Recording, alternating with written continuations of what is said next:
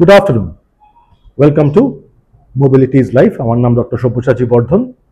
আজকে আমরা যে পয়েন্টটা নিয়ে ডিসকাস করব সেই পয়েন্টটা হলো হিপ ফ্র্যাকচার। হিপ জয়েন্টে ফ্র্যাকচার। হিপ জয়েন্টে ফ্র্যাকচার বলতে কাকে বোঝায়? হিপ জয়েন্টের ফ্র্যাকচার দু ধরনের হয়। একটা হচ্ছে হিপ জয়েন্টের ভেতরের ফ্র্যাকচার, যেটাকে বলা হয় নেক অফ ফিমার ফ্র্যাকচার, আর একটা হিপ জয়েন্টের একটু বাইরে, যাকে বলা হয় পারট্রোক্যান্টারিক বা ইন্টারট্রোক্যান্টারিক ফ্র্যাকচার।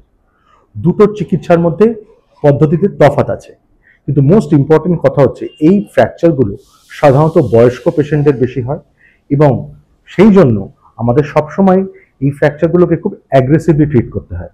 তার মানে যত তাড়াতাড়ি সম্ভব পেশেন্টকে স্টেবিলাইজ করে নিয়েই আমাদের অস্ত্রোপচার করে পেশেন্টকে আবার নিজের পায়ে দাঁড় করিয়ে দিতে হয়। যদি পারট্রোক্যান্টারিক ফ্র্যাকচার হয় তাহলে আইদার প্লেট স্ক্রু অথবা নেল দিয়ে করা হয়, আর যদি হিপ জয়েন্টের ভেতরে ফ্র্যাকচার হয় তাহলে টোটাল হিপ রিপ্লেসমেন্ট, মানে বল এবং কাপ দুটোই চেঞ্জ, অথবা শুধু হাফ বলটা রিপ্লেসমেন্ট, হেমি রিপ্লেসমেন্ট করা হয়। কিন্তু যাই হোক না কেন, এই ধরনের পেশেন্টের যাদের হিপ ফ্র্যাকচার হয় তাদের শুধু শুয়ে রেখে ট্র্যাকশন দিয়ে চিকিৎসা করলে তাদের কিন্তু জীবনহানি হওয়ার অনেক বেশি সম্ভাবনা থাকে। তাই জন্য যত তাড়াতাড়ি সম্ভব মেডিসিনের ডাক্তারের সঙ্গে কনসাল্ট করে, অ্যানেস্থেসিওলজিস্টের সঙ্গে কনসাল্ট করে যত তাড়াতাড়ি সম্ভব আমাদের এই পেশেন্টের অপারেশন করে যেন নিজের পায়ে দাঁড় করাতে হয়। আজকের জন্য এইটুকুই রইল। নমস্কার।